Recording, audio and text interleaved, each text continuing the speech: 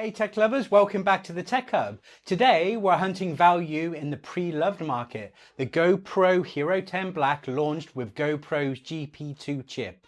It's now crazy affordable on eBay. Is it still the smart buy in 2025 or should you stretch to a Hero 11? So let's break it down. So let's get into it and let's start the episode.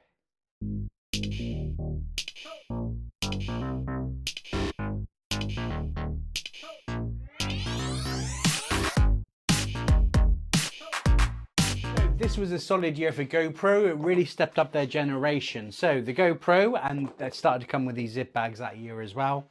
It really revolutionized that new GPT chip. So today we're going to run through the history and the key specs, the Hero 10 versus the Hero 9 and the Hero 11. We'll look at eBay prices in the UK, and then you'll hear my final verdict. So let's get into the history and the specs.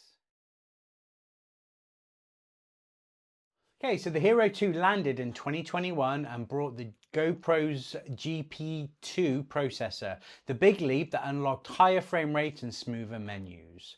So let's look at some key specifications. So the sensor and the photos is 23 megapixel stills, 19.6 megapixel frame grabs possible from video.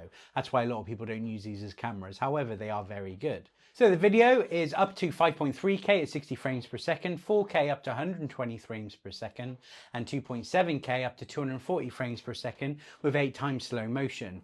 It has Hypersmooth 4.0 stabilisation, and the display has a 2.27 touchscreen and a 1.4 inch screen on the front. The battery is 1220 milliamps removable. It's waterproof up to 10 meters, and 1080p live streaming was capable through the app, as well as it adding cloud upload as well. Now, caveat here, they go on about if you subscribe, you get a cloud highlight. This is only if you upload it directly from the camera, not from the app. So if it's not working for you, just upload it directly from the camera, and you can set that up under the settings. So let's do a comparison to the Hero 10 against the Hero 9 and the Hero 11, and we're also looked at the pricing on pre-loved eBay as well. So image quality, the Hero 9 to the Hero 10 was a big usability jumps thanks to that chip again. So doubles many frame rates at the same resolutions. So 5.3K 60 versus 30, or 4K 120 versus 4K 60. So if you shoot a lot of 4K slow-mo, the 10 is much nicer to use and you have higher frame rates. The Hero 10 versus the Hero 11, the 11's 8.7 sensor lets you reframe vertical, square and 16.9 from one master. So this is brilliant. So basically you can record it and then decide if you want it vertical or horizontal or after. So this is brilliant for TikTok or Reels and YouTube. So just capture it once and then worry about what you're going to do with it after. You also get 10-bit color and a touch more detail with 27 megapixels, and stabilization bumps up to the Hypersmooth 5.0, and that makes a big difference. Now, as for batteries and thermals, the Hero 10 uses the standard 1720 milliamps pack. The Enduro batteries are optional and they do work. However, the Hero 11 includes the Enduro as standard, improving cold weather life and reliability in heavy modes, and up to 40% better in battery life. I've definitely seen the difference because I've been using the Enduros and they do live up to it. Now, for ease of use, the Hero 10's GP2 UI is far snappier than the 9. Both share the dual screen layout though. The Hero 11 adds easy mode and creative light painting, star trail presets. So if you like to point and shoot cleverness and do some effects with the camera, I haven't tried them, but they're an option on the 11. So the Hero 9 2020 was introduced at 23.6 megapixel sensor and a front screen, but topped up at 5K at 30 frames per second and only Hypersmooth 3. The Hero 11 2022 kept the shape but added the taller 8.7 sensor with 27 megapixels, 10-bit color and Hypersmooth 5.0. So bundled with longer lasting Enduro batteries as well. I think you can hear the way this is heading. So let's look at pricing. So this is typical eBay listings at the time of recording, and it's also in the UK. So the Hero 9 Black You can get from anywhere from 175 to 220, and this depends on the conditions. Now, what you really want to look for is bundles. People tend to sell lots of bundles with GoPro, with lots of accessories they no longer need because they're selling their GoPro. But make sure it's accessories you're going to use.